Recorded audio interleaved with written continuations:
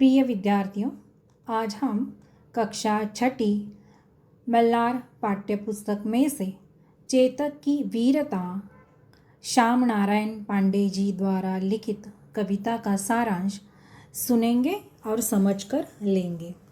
चेतक की वीरता कविता महाराणा प्रताप के निष्ठावान घोड़े चेतक की शौर्य गाथा है। यह कविता वीर रस से ओतप्रोत अर्थात भरी हुई है और चेतक की युद्ध भूमि में दिखाई गई वीरता का वर्णन करती है। जो कविता का सार इस प्रकार है।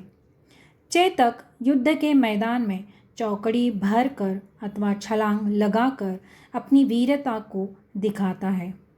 उसके चलने की तीव्र गति से ऐसा प्रतीत होता है जैसे मानो वह हवा से बातें कर रहा है अथवा हवा का सामना कर रहा हो।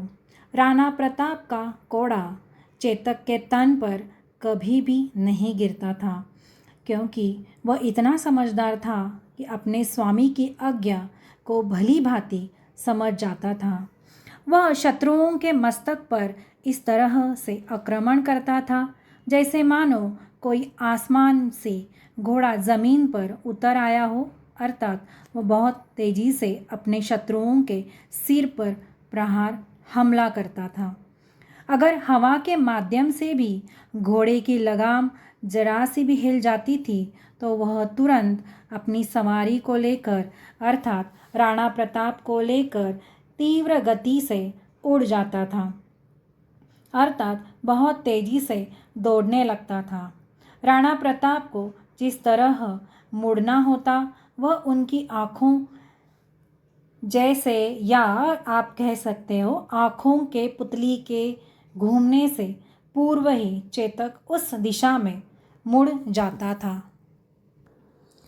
कहने का तात्पर्य यह है कि चेतक अपने स्वामी की हर प्रतिक्रिया हालचाल को भली भांति अच्छे से समझ जाता था। चेतक अपनी कौशलता और वीरता का परिचय अपनी चाल के द्वारा दिखाता। तीव्र गति से दौड़ना, निडर होकर अपने शत्रुओं पर आक्रमण करना, यह उसकी वीरता का स्मारक था।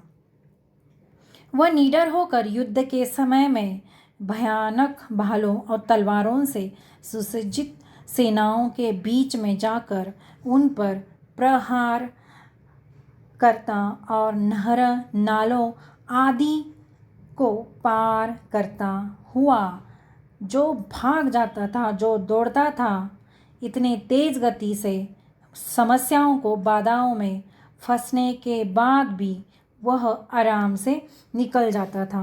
युद्ध के क्षेत्र में ऐसा कोई स्थान नहीं था जहाँ पर चेतक ने अपने शत्रुओं पर प्रहार न किया हो। वह किसी एक स्थान पर दिखता तो पर जैसे ही शत्रु उस पर आक्रमण करने के लिए वहाँ पहुँचते तो वह वहाँ से तुरंत ही गायब हो जाता। फिर वह कहीं दूसरी जगह पे दिखता।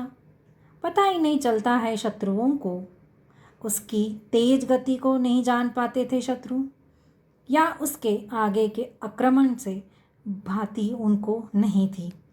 ठीक उसी प्रकार बाद में वहाँ से भी जहाँ से युद्ध हो, जहाँ शत्रु आक्रमण करने के आए जाते थे, वहाँ से वो गायब हो जाता था। अतः वह युद्ध के सभी स्थलों पर अपनी वीरता का परचम लहराता था, जीत की हाहा करता था। वह नदी की लहरों की भांति आगे बढ़ता गया। वह जहाँ भी जाता कुछ क्षण के लिए रुक जाता, फिर अचानक विकराल बिजली की चमक की तरह बादल का रूप धारण करके अपने दुश्मनों पर आक्रमण प्रहार करता। घोड़े की टापों से दुश्मन पूरी तरह से घायल हो जाते थे। इतने तेज वो टापा आक्रमण शत्रुओं पर करता था। उनके भाले और तरकस सभी जमीन पर पड़े थे। चेतक की वीरता का ऐसा पराक्रम देखकर बैरी दल मतलब दुश्मन के दल दंग रह जाते थे। उनको समझ में नहीं आता था कि क्या हो रहा है। चेतक की वीरता से हमें क्या सीख मिलती है, ये सुन लेंगे, जान लेंगे। देखो, चेतक की वीरता से हमें यही शिक्षा मिलती है कि यदि हम किसी की मुश्किल या कोई भी मुश्किल समय में किसी का साथ देते हैं तो मार्ग में आने वाली जो मुश्किलें हैं, जो कठिनाई है, उससे तो हमने घबराना नहीं चाहिए। पहली चीज़ हमने ये ध्यान में रखना चाहिए, मुश्किलें आती हैं, चली जाती है, हमेशा ईमानदारी के साथ सहयोग करना चाहिए। कोई भी जानवर आप अगर देखते हो, पशु देखते हो, तो कितनी ईमानदारी से अपने मालिक के साथ वफादार बनकर उनके साथ साथ चलता है। कोई भी विपदा हो, समय हो, संकट हो, विपदा के समय अपने कदम कभी भी पीछे नहीं हटाने चाहिए। जैसे चेतक ने अंत समय तक राणा प्रताप अपने मालिक का साथ दिया है, तो उसी प्रकार से हमें मुसीबतों से डरना भी नहीं चाहिए, आगे बढ़ते रहना है।